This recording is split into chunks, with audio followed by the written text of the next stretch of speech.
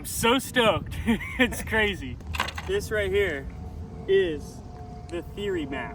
So this is my magnum opus, the Vajra, aka the baby heron, meant to accentuate the flick spots and the popping spots on the board. But how do you read that? Like, what is going on here? The theory map helps map out my theory. But we have the graphic directional, so you know which way is front and back if you set up your trucks different. But if you're riding it backwards, it's not gonna mess with your head. So you've seen me draw lines with my fingernails on grip to be like, these are where the invisible lines are. These are all the lines I could ever draw out. So there's these ones, these white lines, and they come down like this, and it follows through all the way and comes out the other side. Boom. Another section is these guys, they come through like this. The last and the most rare section is stemming from the center point outwards. Boom, boom, boom. These are going to be the least utilized lines, but not to be forgotten. This triangle here represents stable pop. So your foot is obviously too big to fit in the triangle. So it's which part of your foot are you using to push. So if you're pushing through this section, it's gonna not flip. It's gonna stay stable. So you can pop a 360 shove it, confident that it's not gonna flip around. Meanwhile, if you popped a 360 shove it in this triangle, it would in fact flip in some direction or another. It's just visual awareness. Then this red line is the magic line. If you pop on that side of this red line, it's gonna fully flip the board over. Let's talk about the flick lines. So the intention isn't to follow this line or to follow that line. It's a path of momentum. Anywhere in this path. It could be like this, it could be like that. There's options here. It's helping you mark out the concave of the board. So these forward sweeping lines start at the very initial point that the nose comes up. And these side sweeping lines end at the initial point where the concave flattens out. And this right here, this little triangle is what I call the snooze button. So if you go for a flip trick and you end up flicking right there, that's when your board flips so slowly and you're like, what the heck happened in that attempt? And that also, this little region makes it hard to transfer your flip tricks from learning how to do them there to transferring them here. They're two completely different motions. Because this will work, this will work, this will work, this will work, and then this is like a whole new direction, kind of. So they're different techniques altogether. You'll see a lot of people, they'll do like nose slide nollie flip, and they'll often flick out of the concave. But when people do flat ground nollie flips, they usually flick off of the very end of the... We talked about the forward one, we talked about the snooze button. These side sweeping ones can be used for tricks like nollie heels and stuff. But where they really come in handy is rotational flip tricks like varial flips, tray flips, varial heels, all that sort of stuff. Because what happens is you might kick your board straight forward with your foot, but it's rotating so that it actually ends up coming off right there. You can see that the board actually gets wider where it's made to flip. So that's intentional. Like if you're like, why is that board shape so weird? Well, it's for this reason, and this is the map that maps out the theory. Little disclaimer, every skateboard already has all of these lines present. They're just invisible. And I'm not suggesting every skater needs to learn these lines and apply them to their life. I call it theory because it's like music theory, in the sense that some of the best musicians in the world have no idea anything about music theory, yet everything they play just sounds beautiful. But then you have other musicians like Frank Zappa who study music theory so meticulously that they can play things that sound bad on purpose. And that's like the snooze button. It's like, oh, it flipped bad on purpose. It was so bad it was good. So there's like, I'm more on the Frank Zappa side trying to figure out this theory. This just helps me out so much. Now, these guys, what are you gonna do with these?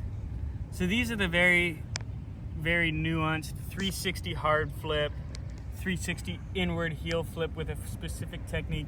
There's different ways to do inward heel flips. One of them would be kind of out of up here, where you flick like this and it goes in between your legs. And I can do it, but I'm really not that good at it. I'm better at forming them than landing them. But the one that I learned as a kid, which some people call pressure flip, is it's not a pressure flip. Like that aspect of flipping it, everybody does their own tricks, their own ways. A lot of people do it similar ways. Pop, pop, pop, pop, pop. This is the right way to, no, I'm just playing. I forgot what I was gonna say.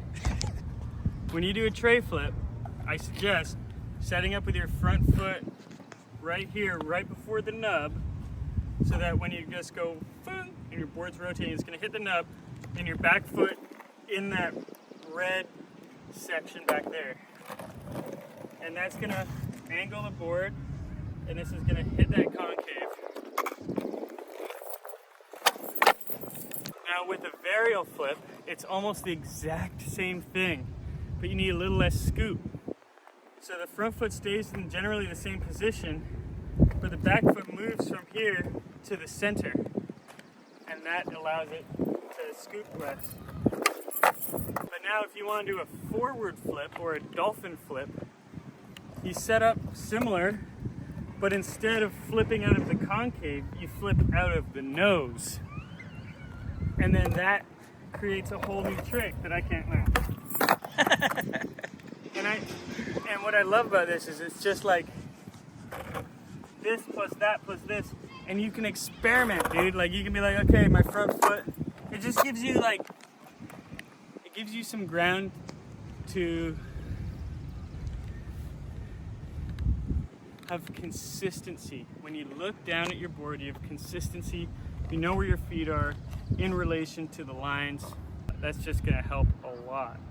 Because that's one of those things when you're learning, you just got this blank canvas and you're like, where you do the one and you're like, what did I do different from the last one? And this just helps. Even if you're filming it, you don't gotta pay attention to your feet. You can look and be like, oh, my feet did this. You might be asking yourself, how do you put it on so perfectly? Like, I put on grip tape before with graphics on it. It always ends up sideways. So we figured that out too. It just takes a little bit of extra work. Here we go. So you start with the hardware. We got the dots drawn out on the grip. Poke little holes. Get those in, and then wha-bam. What's really important at this stage is that the grip doesn't touch the actual board. It just touches the rims of the board, so you can kind of move it around. Because you're still blind at this point. Okay, there's one, there's two.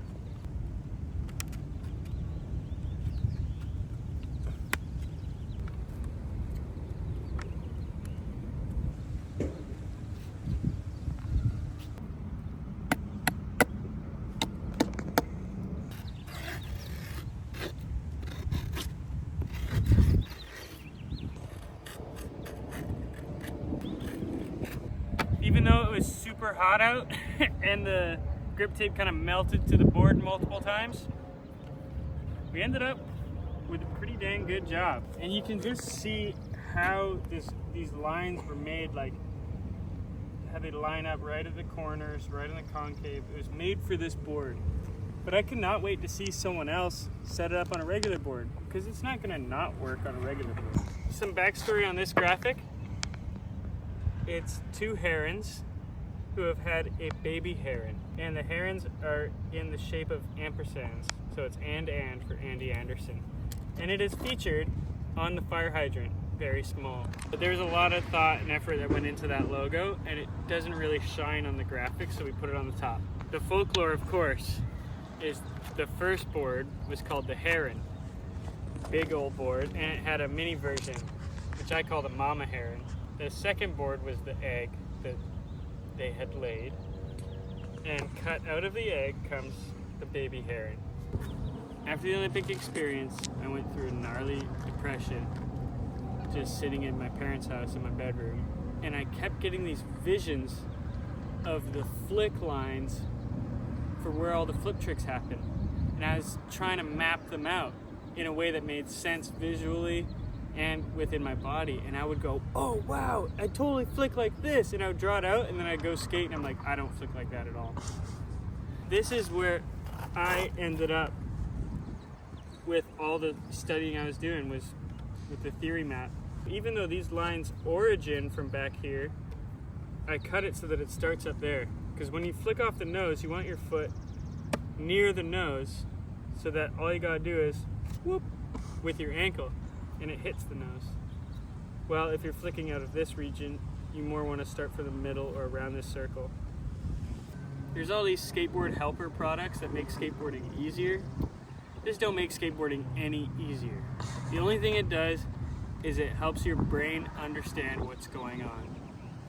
And you might be like, oh, I don't follow any of those lines. And then you do a kickflip and you look at the little mark that your shoe made and you're like, oh, that falls into this region. This is what's happening. Like, oh, I do my frontside flips out of here. Like just little things like that, where your feet are going. I hope it helps other people map out what's going on in your world of skateboarding. What are you actually doing, and are you aware of it, and is it helping you? What are other people doing? Maybe once you start seeing what you're doing, you can notice what other people are doing different. I'm a visual learner. I teach how I learn.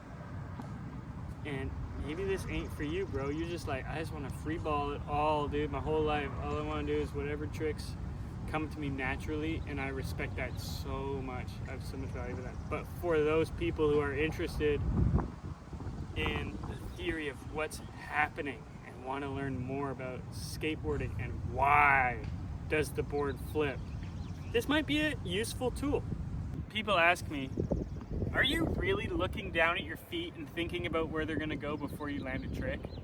And the answer is absolutely not. In the same way that with a contest run, you're not thinking about every trick, in the same way that a performance guitarist isn't up on stage thinking about the next chord. You do the thinking in practice. And this is to help you go, okay, my foot's going to go here, my foot's going to go here, my foot's going to go here. Then you get up and try, but you're not thinking when you're trying. It's not to interrupt the act of doing, it's to help prepare. Theory map. It's gonna be publicly available. How sick is that? And it perfectly works with the board. So if you're just thinking about like, hey, I wanna learn some flip tricks, like this is a great board to get and learn stuff and learn how the board moves in space. There's different types of skateboarding. There's people who are pro skaters that do not know very many flip tricks, if any, because that's not what they're into. And that's cool. But if you want to learn flip tricks, bro, this might be a game changer for your mental game on what you're doing and how to do it.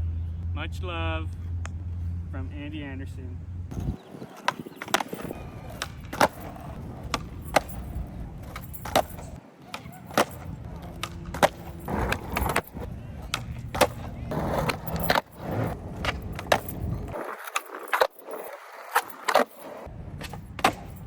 So I hope I didn't over-explain, because I really want you guys to try this for yourselves and feel out your own aha moments, your own epiphanies, using the lines.